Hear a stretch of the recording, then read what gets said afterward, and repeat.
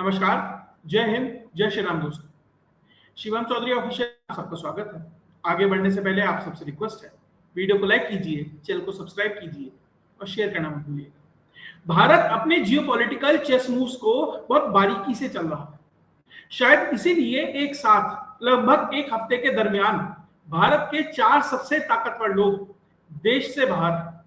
सबसे पहले S Jaishankar Moscow पहुंचते हैं, अजीत डोभाल चाइना पहुंचते हैं, निर्मला सीतारमण कनाडा पहुंचती हैं और उसके बाद प्रधानमंत्री नरेंद्र मोदी भी सेंट्रल एशिया की दौरा करने वाले हैं। अब 4 लोग एक साथ बाहर जा रहे हैं, अलग अलग महत्वपूर्ण जगह पर पहुंच रहे हैं। कई मायने, उन मायनों को समझते हैं। सबसे पहले अजीत डोभाल की जो यात्रा है उसका विश्लेषण करते हैं। अजीत डोभाल पहुंचे हैं चाइना में पहुंचकर उन्होंने मुलाकात की है वांग यी से। सबसे पहली बात तो वांग यी ना ही सिर्फ फॉरेन मिनिस्टर हैं चाइना के, बल्कि वो पोलित ब्यूरो जो है चाइना में उसके मेंबर हैं। यानी जो नीति निर्धारण की सबसे बड़ी जो एक तरीके से कह सकते हैं कमेटी है या ग्रुप है चाइना के अंदर, जो तय करता है कि चाइना किस तरीके से चलेगा, वो उसके मेंबर है। यानी कि एक महत्वपूर्ण स्टेक होल्डर से अजीत डोभाल डायरेक्ट बात कर रहे हैं। अब सामने पर्दे पर दिखाने के लिए बात क्या चल रही है? बात चल रही है भारत और चीन के बीच में 25वें दौर की सीमा किस तरीके से निर्धारण हो, उसकी बैठक चल रही है। 2003 से ये प्रयास शुरू किए गए थे। 2003 से 2020 के अंदर आकर जब गालवान की घटना हुई, उसके बाद इसके ऊपर ब्रेक लगा और 24, 25, 26 फिर इसकी प्रयास किए गए कि किसी तरीके से इस बॉर्डर इशू को रिजॉल्व किया जाए। देखिए, क्या इस 25वीं बैठक में वो जो बॉर्डर इशू है वो रिजॉल्व होगा? निश्चित तौर पर नहीं होगा। चाइना करना भी नहीं चाहेगा, क्योंकि चाइना जहां बॉर्डर मानता है वहां भारत मानने के लिए तैयार नहीं है। जब भारत कहता है वहां चाइना मानने के लिए तैयार नहीं है। और ये चाइना की हमेशा से फितरत रही है। जब भी चाइना का राष्ट्रपति कहीं जाएगा, वो एक टेंशन क्रिएट करेगा जो अपना अपोजिशन है उसके ऊपर अपना अपर हैंड को असर्ट करने के लिए। इसलिए जब 2019 के अंदर लगभग 7 साल पहले शी जिनपिंग भारत आया था, तब देखा था डोकलाम वाला इशू हुआ था। अब वही प्रयास दोबारा करने का प्रयास किया जा रहा है, क्योंकि ब्रिक्स की जो बैठक है वो दूसरे हफ्ते में भारत में होने वाली है। और अब बात चल रही है कि शी जिनपिंग पिछली बार से डबल, पिछली बार 200 लोगों को लेकर आया था, 200 के डेलीगेशन को, अब की बार 400 के डेलीगेशन को लेकर भारत आने वाला है। देखिए, भारत का सबसे पहला प्रयास यह है कि शी जिनपिंग इस ब्रिक्स की बैठक में आए। कारण उससे ब्रिक्स की जो पिछली बैठक थी ब्राजील के अंदर, उसमें ना पुतिन गया, उसमें ना शी जिनपिंग गया, सिर्फ प्रधानमंत्री ने गए, तो एक तरीके से वो बैठक अधूरी लगती है। जब इतने बड़े स्टेक होल्डर्स, जिन देशों का नाम ब्रिक्स के अंदर है, Brazil, Russia, India, China, south Africa, अगर उसमें से ही कुछ लोग ना आए तो क्या औचित्य रह जाएगा? अब भारत एससीओ की बैठक में प्रधानमंत्री नरेंद्र मोदी बीजिंग गए थे, मतलब चाइना गए थे, तो वही रेसिप्रोकेट करने के लिए प्रयास ये किया जा रहा है कि शी जिनपिंग भी भारत आए। और इस दौरान किस तरीके से भारत पे प्रेशर बनाया जा सकता है, जो ओल्ड बुक टैक्टिक है चाइना की, वो ऑलरेडी उसने करनी शुरू कर दी। अगस्त के पहले हफ्ते में खबर आती है, अचानक से कहीं से खबर आने लगती है कि अरुणाचल प्रदेश में चीन के सैनिक घुस गए। उसके बाद ताकसिंग नाम की जो जगह है जहां क्लेम किया जा रहा था जहां चाइनीज घुस गए हैं, वहां के लोगों ने कहा कि भैया यहां तो कुछ भी नहीं है। तब जाके वो खबर दबी। उसके बाद चाइना ने ये प्रेशर बनाना शुरू किया पाकिस्तान की तरफ से।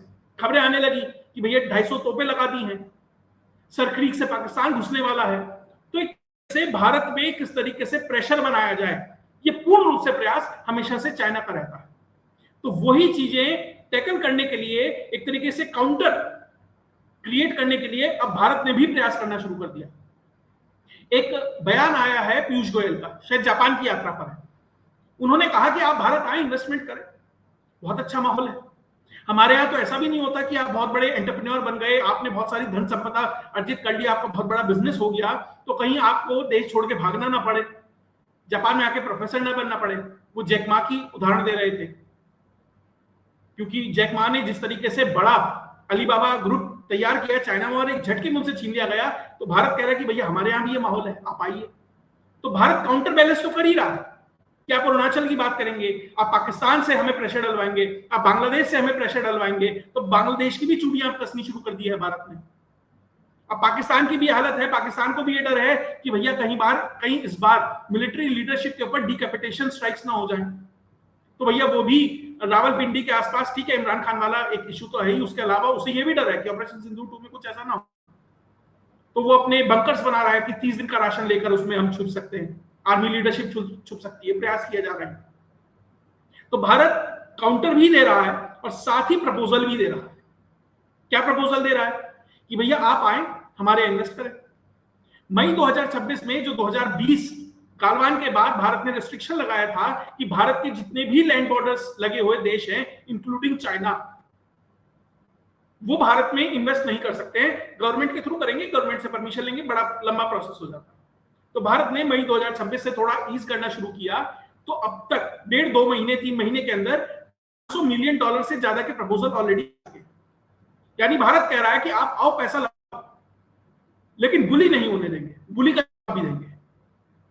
भारत साथ ही ये कह रहा है कि अगर आपको स्विफ्ट सिस्टम से निकलना है तो यूपीआई को अपनाएं। भाई मिडिल ईस्ट के बहुत सारे देश अपना रहे हैं, फ्रांस अपना रहा है, बहुत सारे देश हैं, तो चाइना को भी वो प्रपोजल दिया जा रहा है। निश्चित तौर पर अप्लाई, मतलब वो एक्सेप्ट करेगा नहीं करेगा वो एक अलग इशू है, लेकिन भारत अपने जो प्रोडक्ट्स हैं, भारत की जो महारत है, जो भारत की फ्लैगशिप चीजें हैं, भारत उसे ब्रिक्स जैसे प्लेटफॉर्म पर इंट्रोड्यूस बल्कि प्रयास करेगा कि उसकी एक्सेप्टेबिलिटी भी बढ़े।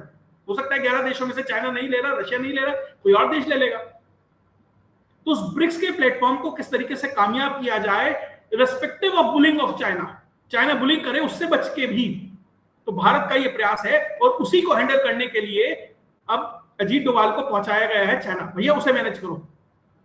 आपके घर में शादी तो हर एक की ड्यूटी लगती है कि भैया टेंट वाले की जिम्मेदारी तेरी है, डीजे वाले की जिम्मेदारी तेरी है, पंडित जी का ध्यान तुम्हें रखना है, कार्यक्रम संपन्न अच्छे से होना चाहिए। तो वही है, अजीत डोभाल को वहां भेजा है कि भैया जैसी भाषा में समझ आए वैसी में समझाओ भी और मना के लाओ भी। फूफा जी नाराज हैं तो टेंट्रम झेलने नहीं है, लेकिन मना के लाना है।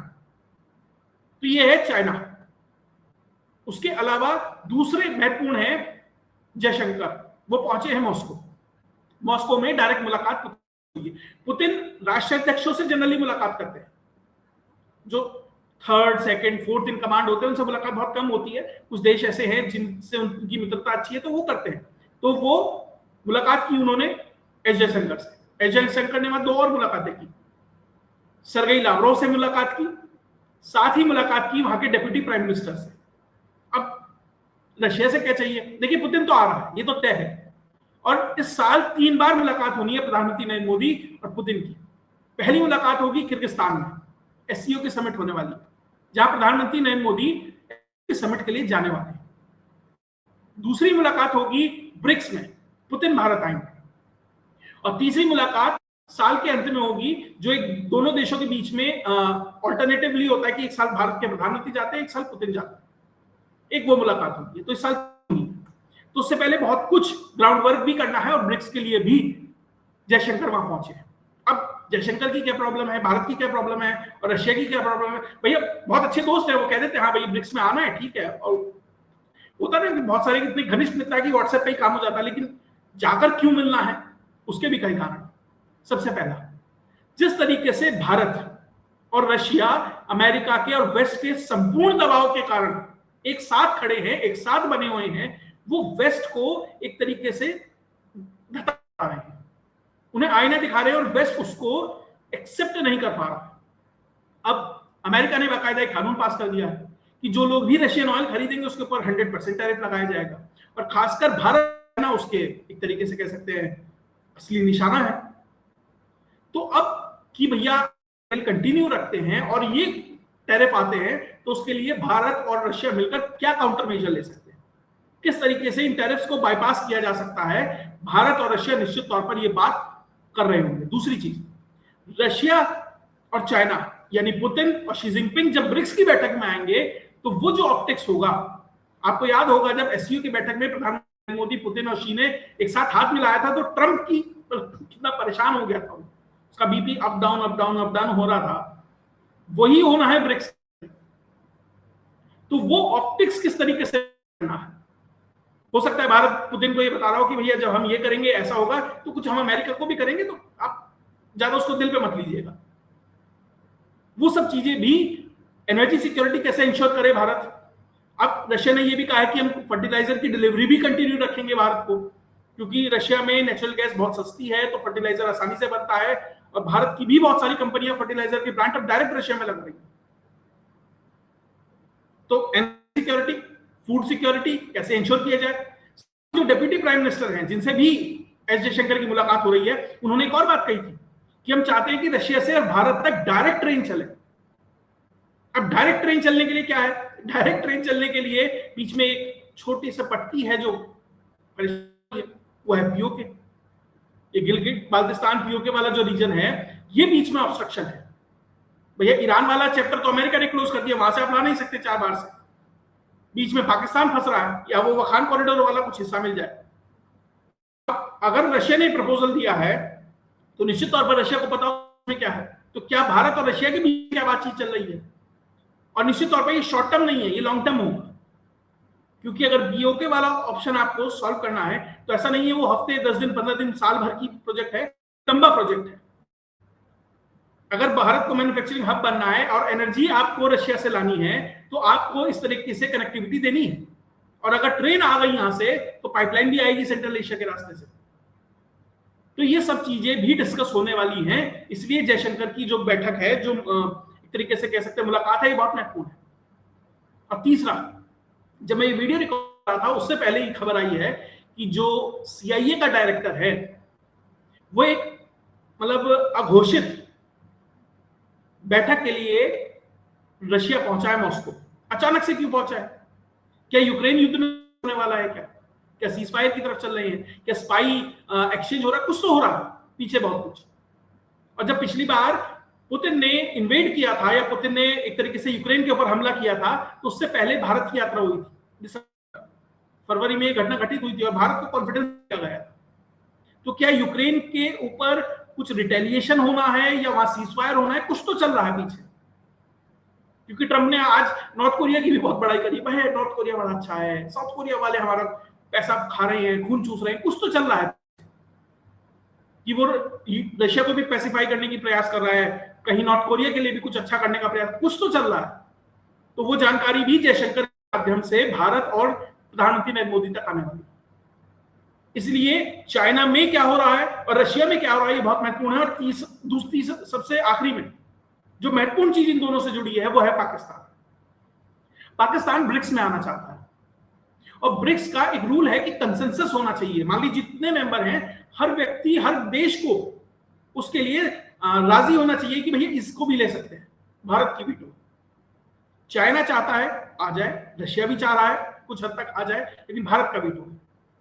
तो कुछ ना कुछ वहां बार्गेनिंग होगी। चाइना कहेगा अच्छा ठीक है, पाकिस्तान को नहीं ले रहे तो फिर ये करो, ऐसे नहीं होगा तो वैसे होगा। कुछ ना कुछ बार्गेनिंग पीछे चल रही है, और इन सब चीजों को लेकर ही ये सारी यात्राएं हो रही है।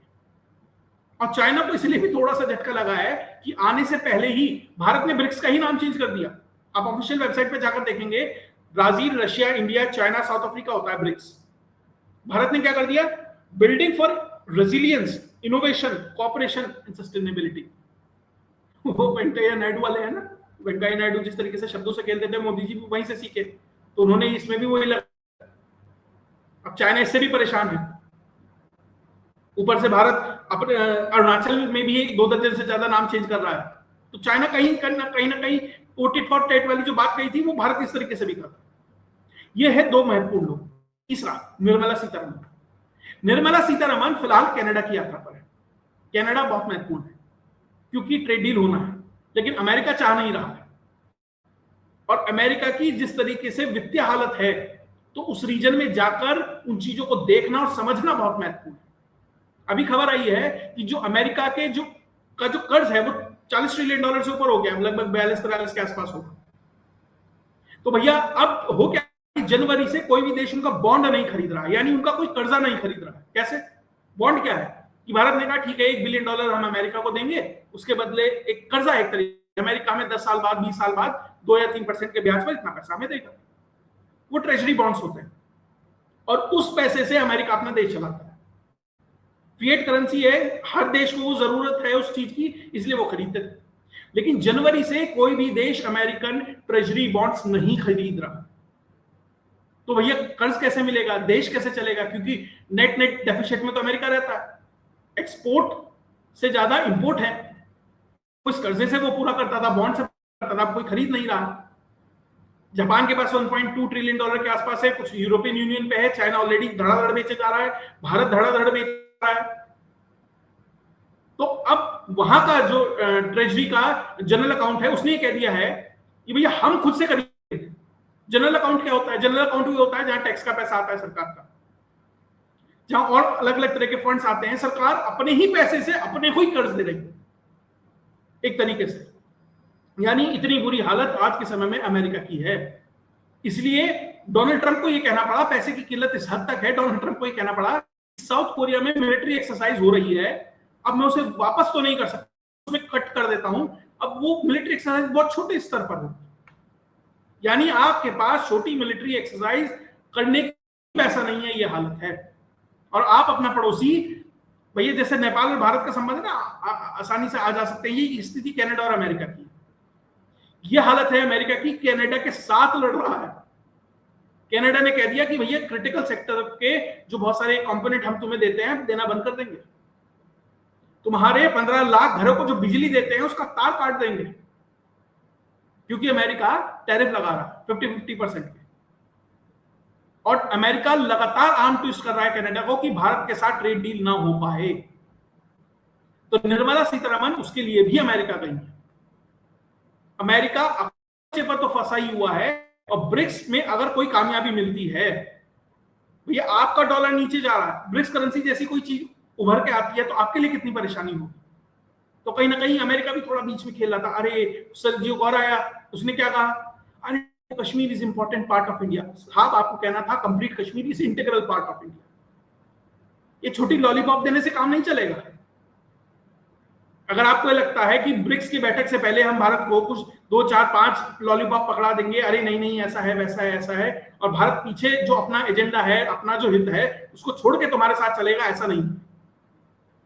तो चाइना भी मैनेज किया जा रहा है, हमें पता है इशू बेस्ड चीजें हैं, चाइना के नहीं हो सकती है। लॉन्ग टर्म में आप कोई दोस्ती एक्सपेक्ट नहीं कर सकते हैं।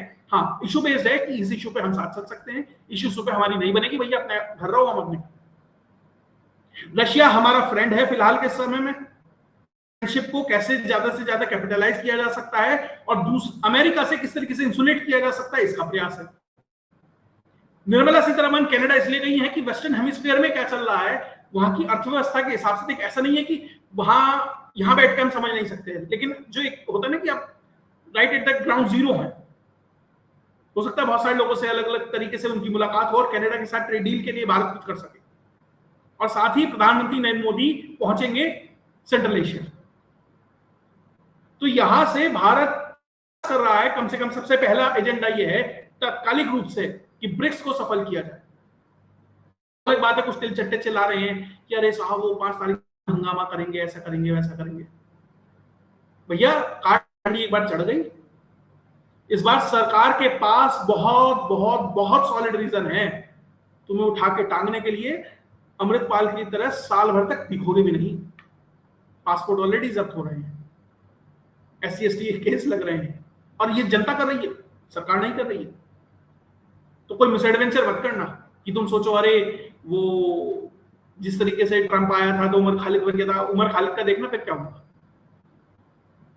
तो सरकार को ये भी मैनेज करना है, इंटरनली भी और एक्सटर्नली भी। अब जो एजेंडा में है, अगर वो कराने में सरकार कामयाब होती है तो निश्चित तौर पर ब्रिक्स कामयाबी है। 100 चीजें हैं, 90 भी करा ले, बहुत अच्छा है। 100% कुछ भी नहीं होता। और सबसे बड़ा सरकार का एजेंडा रहेगा, जिस तरीके से G20 की बैठक में जो फाइनल डिक्लेरेशन है उसको पास कराना होता है, G20 में, ये माफ कीजिएगा, ब्रिक्स में भी ये कराना है सरकार को। उसमें एक कॉमा से फुल स्टॉप तक बहुत कुछ देखा जाता है, और ऑलरेडी मिनिस्ट्रियल लेवल की बैठकें चल रही हैं। तो खैर क्या क्या डेवलपमेंट होता है वो सब आपके सामने लेके आता रहूंगा। अगर आपको वीडियो सेशन अच्छा लगा तो वीडियो को लाइक कीजिए, चैनल को सब्सक्राइब कीजिए और शेयर करना मत भूलिएगा। जय हिंद, जय भारत।